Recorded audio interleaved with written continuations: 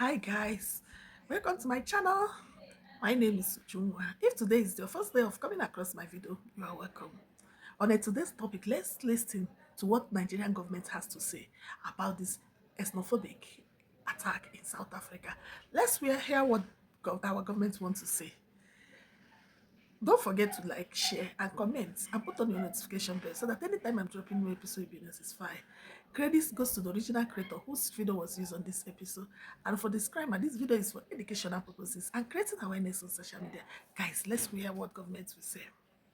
The federal government of Nigeria is demanding for the protection of Nigerians living in South Africa, according to the federal government. Now, this is after 2 Nigerians were unalived in South Africa because of the xenophobic attack happening in South Africa.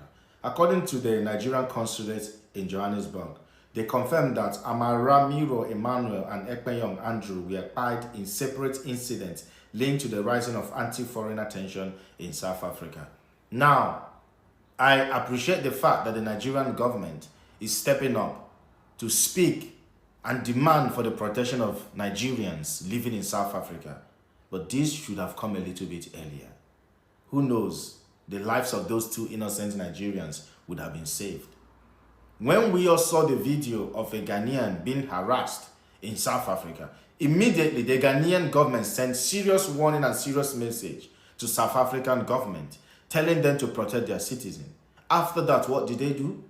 They put plans in place to relocate their people away from the area that they were having the xenophobic attack.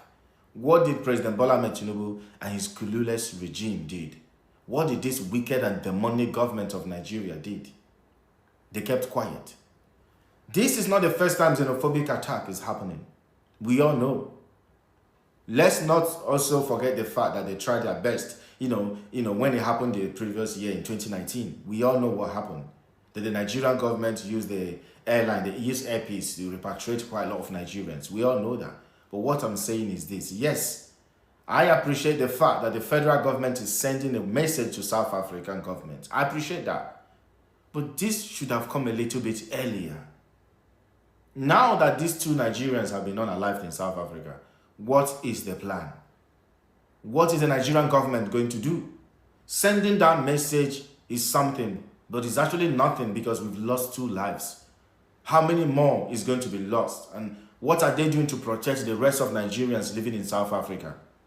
What are they also going to do to South Africans in Nigeria? I know this is not their fight, but like I said, if you are not condemning what South Africans are doing or what Ghanaians are doing, then you are a supporter. I get that some of you Ghanaians are getting angry that I'm insulting Ghanaians. I'm not insulting Ghanaians, but I'm telling you, if you are not condemning it, that means you are a silent supporter. The same thing with you South Africans. If you are not openly condemning what is going on in South Africa, that simply means you are supporting what is happening silently. What are Nigerian government going to do to protect Nigerians in South Africa? Because the way I see this thing, South Africans are not going to stop until they start feeling the heat, until they start feeling what other people are feeling. This is madness and it must stop. There is no country that has made sacrifices for humanity like Nigeria. We were in the forefront of the struggle against apartheid. Nigeria's salaries, civil servants, part of their salary was cut to pay ANC to continue fighting. We gave scholarship to South Africans to come to Nigeria and study in Nigerian universities. We gave money to Mandela during the struggle. And then for all these things we have done, Nigeria has not been paid a dime. And then somebody somewhere will look at you and call you a nation of criminals. Before our independence, Nigeria was in Congo. We stabilized this country.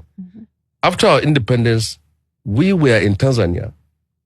We provided troops in Lebanon in 1978. Yes, indeed. Nigeria. Peacekeeping. Before our independence, Nigeria provided 45,000 troops to World War II. We helped free Europe from the hand of Nazi. Nigerians fought in East Africa.